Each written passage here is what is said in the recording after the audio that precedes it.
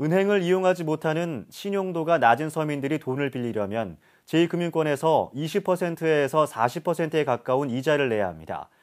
10% 중반대의 대출 필요성이 부각되고 있지만 역할을 해야 할 금융지주계열 저축은행들은 뒷짐만 지고 있습니다. 보도에 류병수 기자입니다.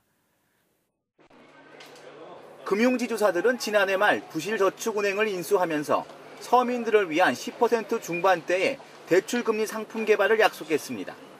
저축은행들의 금리가 처럼 한 12, 13%에서 한 20% 정도 수준, 그 정도 수준에서 결정되는 거가 합리적이지 않을까. 하지만 금융지주사가 인수한 저축은행들이 내놓은 신용대출 상품들은 거의가 20%의 금리를 넘습니다. 극소수의 저축은행들이 20% 미만의 대출금리 상품을 내놓기는 했지만 대상이 고신용자에 한정된다는 점에서 실효성이 없습니다.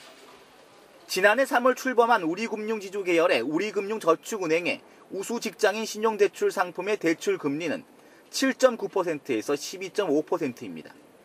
하지만 은행 대출을 받을 수 있는 5등급 이상만 해당될 뿐 저축은행을 주로 이용하는 6등급 이하는 아예 대출 대상도 아닙니다.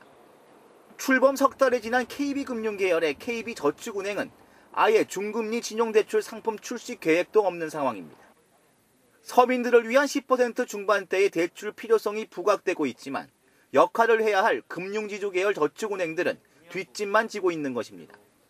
10% 이하대 대출, 그다음에 10%대 대출, 20%대 대출, 30%대 대출까지 대출 금리가 좀 촘촘하게 잘 제공이 되면 이런 부분들도 좀 한번 연구를 할 가치가 있는 것 같습니다. 40%에 가까운 살인적인 이자에 내몰리고 있는 서민들의 급전 마련을 돕는 실질적인 대책 마련이 시급합니다. CBS 뉴스 유병수입니다.